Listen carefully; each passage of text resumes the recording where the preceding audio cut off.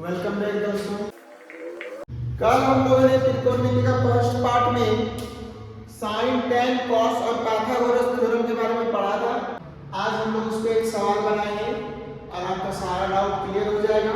तो इस पूरे कॉन्सेप्ट को समझने के लिए वीडियो एंड तक जरूर देखें और नेक्स्ट पार्ट के लिए चैनल सब्सक्राइब करें। और अगर जो समझ में आ गया हो तो कमेंट में ओके लिखें। क्वेश्चन बहुत इजी दिया है। यदि sin थीटा बराबर 4/5 तो cos थीटा और tan थीटा का मान ज्ञात करें। तो सबसे पहले लिखा है सॉल्यूशन। ये क्वेश्चन बिहार बोर्ड में 2 नंबर में ऑब्जेक्टिव में काफी दफा पूछा गया है। बार-बार ये क्वेश्चन रिपीट होता है। सबसे पहले स्टेप वाइज समझना है। दिया क्या क्या है? sin थीटा बराबर 4/5।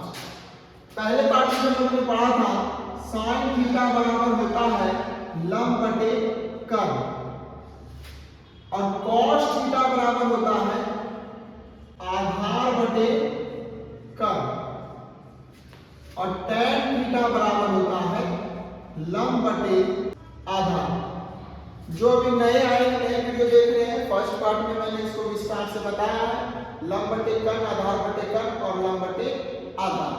आप लोग देख सकते हैं क्वेश्चन में sin थीटा बराबर 4/5 यानी लंब और कर्ण दिया हुआ है।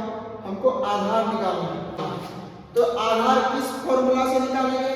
हम लोग पढ़े थे पाइथागोरस प्रमेय से। आधार निकालने का सबसे आसान तरीका क्या है? पाइथागोरस प्रमेय से। पाइथागोरस प्रमेय क्या होता है? लंब स्क्वायर जोड़ आधार स्क्वायर बराबर कर्ण स्क्वायर। बस कुछ नहीं करना, आपको मान बैठा देना है। लंब है 4 का स्क्वायर प्लस आधार ज्ञात करना है। आधार का स्क्वायर बराबर कर्ण दिया हुआ है 5 का स्क्वायर। तो 4 का स्क्वायर होगा 4 चौके 16, आधार हो गया और कर्ण का स्क्वायर हो गया 25। अब 16 इधर प्लस में है, इधर जाएगा माइनस हो जाएगा। तो आधार स्क्वायर बराबर 25 माइनस 16। आधार बराबर 25 में 16 जाएगा 9 बचेगा और ये स्क्वायर इधर जाएगा तो रूट होगा। तो आधार बराबर निकल गया 3। रूट 9 बराबर कितना होता है? 3। cos थीटा बराबर होता है आधार बटे कर्ण। आधार कितना निकला है? 3। कर्ण दिया होगा कितना? 5। कर्ण थीटा बराबर क्या होता है? लंब बटे आधार। लंब कितना है? 4 और आधार कितना निकला है? 3।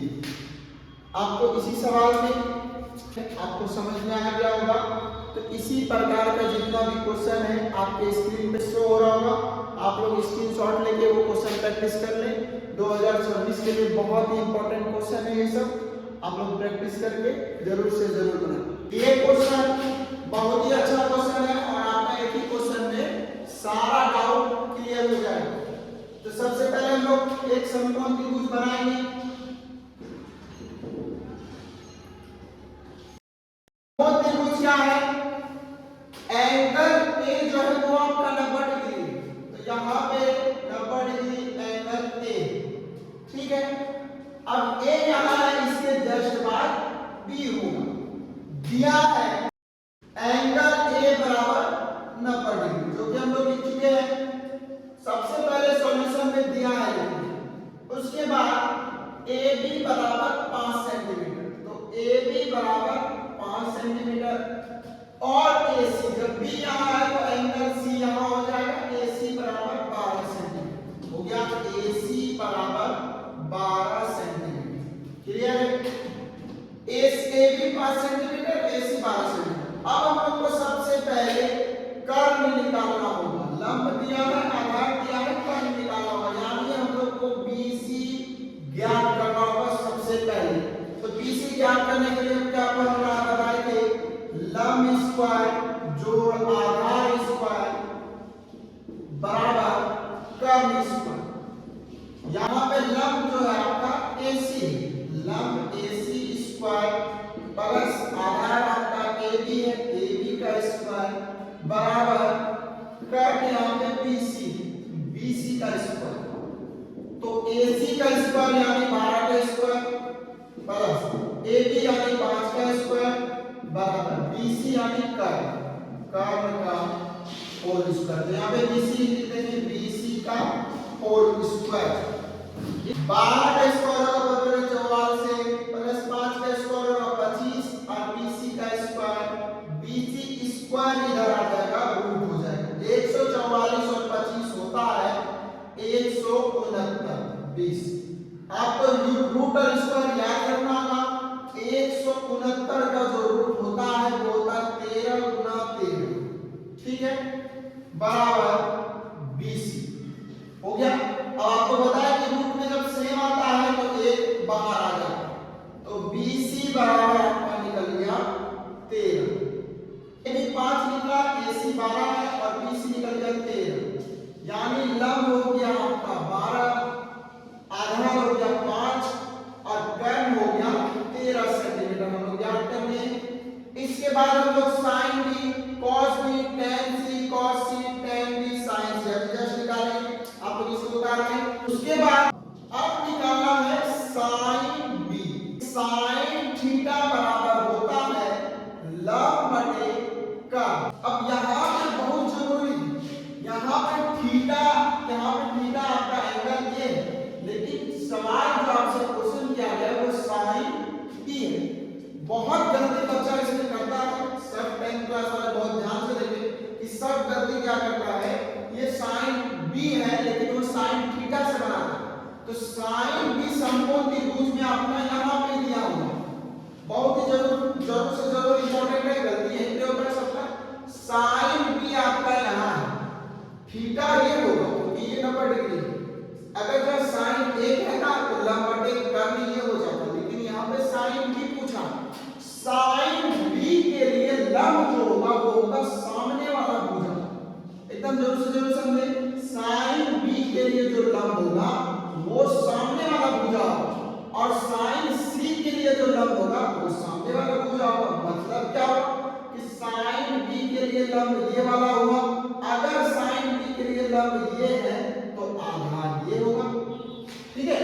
sin b के लिए लंब ये है तो आधार ये होगा। लंब और आधार हमेशा बदलता है, कर्ण कभी भी नहीं बदलता है। लंब और आधार हमेशा बदलता है, कर्ण कभी भी नहीं बदलता। तो sin b के लिए अभी बताया लंब क्या होगा, AC। sin b के लिए लंब होगा AC और कर्ण होता है, कर्ण कभी नहीं बदलता है, कर्ण बराबर BC। तो AC बराबर 12 है और BC बराबर 13 है। समझ में आ रहा है आपको। दूसरा है cos b। cos b अभी जस्ट हम रोज पढ़ेंगे। cos b के लिए आधार कौन सा होगा, सामने वाला तो लंब हो गया तो आधार कौन सा होगा, पास वाला। cos b बराबर होता है आधार बटे कर्ण। तो cos b के लिए आधार कौन सा होगा, लंब सामने वाला होगा, आधार पास वाला होगा, यानी AB बटा BC। AB आपका 5 है और BC आपका 13 है। आपको समझ में आ रहा होगा। तीसरा है tan b, तीसरा tan b है। tan b बराबर हम लोग पढ़े क्या होता है, लंब बटे आधार, लंब बटे आधार। तो tan b के लिए लंब हो गया ये वाला, यानी सामने वाला AC और आधार हो गया पास वाला AB। AC बराबर है 12 और आधार है 5। समझ में आ रहा होगा। अब आपको एक और tan c, आपको समझ में आया तो आपको बताना है कि tan c के लिए लंब कौन सा होगा, tan c के लिए लंब होगा सामने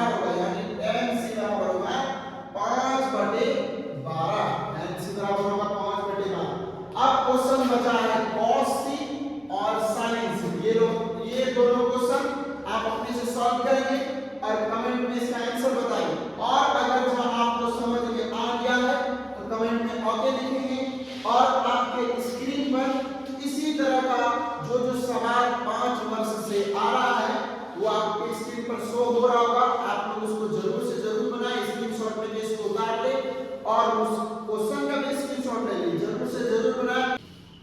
अगर जो आपको ये समझ में आ रहा है तो नेक्स्ट पार्ट के लिए हमारे चैनल से जुड़ जाएं, सब्सक्राइब करें और बेल आइकन को दबा दें ताकि आपको नेक्स्ट वीडियो का नोटिफिकेशन आपको मिल जाए। दिया है 15 cot a बराबर 8, तो sin a cos a और tan a का मान ज्ञात करें। ये बिहार बोर्ड के 2011 और 2012 में पूछ दिया गया। ये सवाल 2 मार्क्स का आता है। आप इसको अपने से बनाएं और 2 मिनट में इसका आंसर बनाकर कमेंट करें।